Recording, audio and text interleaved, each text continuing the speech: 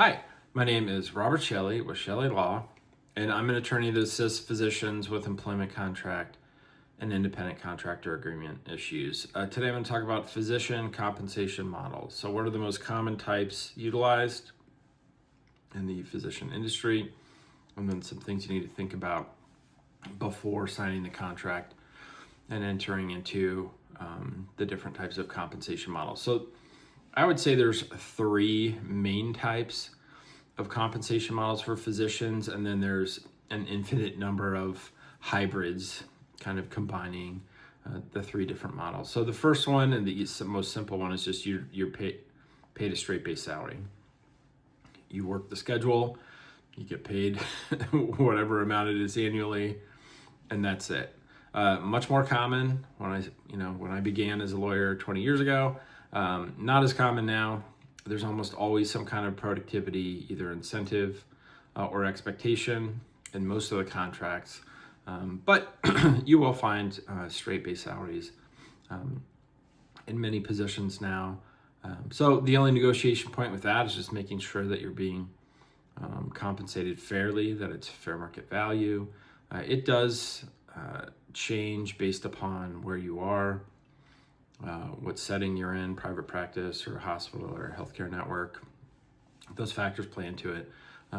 But that's the easiest model. The next model would be collections based. And so a hospital does not use collections, they use RVUs. So when you will most commonly see a percentage of collections based model, it's like in a small physician owned practice group.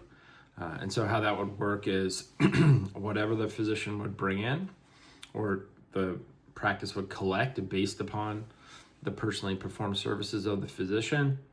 You multiply that times a percentage, and that's what they get paid. It can be done many different ways.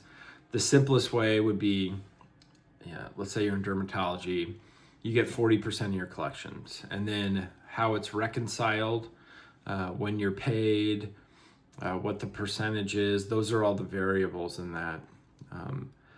Hybrid models involving collections, they could give you a base salary, and then they could give you a collections target, either monthly, quarterly, annually. And then if you exceed whatever they paid out via your base salary, they would then give you a percentage of that. Those vary. It could be anywhere from 15% all the way up to 40%. Depends upon the specialty and the setting.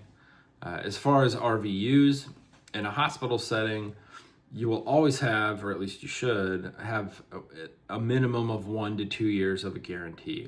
So they'll just come up with a base salary number, and then that's the guarantee you'll get. Perhaps you'll have some kind of productivity incentives, meaning if you reach certain RVU thresholds, then you would get a bonus. And how they do that is, an RVU stands for relative value unit. They use the work RVU for a physician. And then it's just every encounter you have generates an RVU value, and then you would multiply that times a compensation factor, which is just a monetary value, usually somewhere between $40 to $90 for physicians. And once again, that's based on specialty and geography. And then in a scenario where I'll just use an example of, let's say you're in primary care and they say, the expectation is you generate 1,500 RVUs a quarter. And then any RVU over 1,500 in a quarter will pay you $40. So then you just multiply the RVUs over 1,500 and that's what you get. In the scenario prior where you had a 1 or 2 year guarantee, they would then transition into almost an exclusive RVU production model where they would usually take your last 6 months performance. They would give you a base draw based upon that. So like you would continue to receive a base salary, and then they would do some kind of reconciliation either monthly or quarterly. And then if you generated more RVUs via the dollar amount than they paid out via the base salary, then you would get a bonus on top of that. Some models have negative accrual, meaning if you didn't generate the RVUs to cover what your salary was, that negative balance can be carried forward into the next month or quarter or year. Then ultimately you would receive no bonuses. or perhaps they would even in the next year, move down whatever your base draw was. I know these sound kind of complicated. There's just, a thousand different permutations of how you can do compensation. I think as far as tips when you're looking into, signing a new contract, the terms need to be clear. Some of the terms that are missing many times: when you're paid your bonus, what happens if the contract is terminated and you've earned the bonus but it hasn't been paid out yet. Are there regular intervals where there'll be some kind of reconsideration of either the base salary amount, the base draw, the percentage of collections, the RVU compensation factor?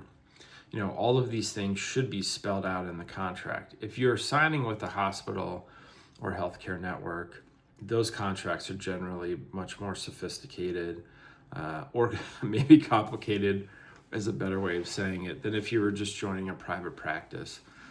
Those contracts are much simpler to go through, whereas some of these huge hospital networks have their own in-house counsel, and they need something to do, and so they draft 40-page contracts. If you have either had a hospital contract, then you know exactly what I'm talking about. All right, well, that's a little bit about physician compensation models. If you have any questions about your comp, employment contract, independent contractor agreement, just feel free to contact my law firm at the information listed below in the description. And I appreciate you watching the video. All right, thanks. Bye.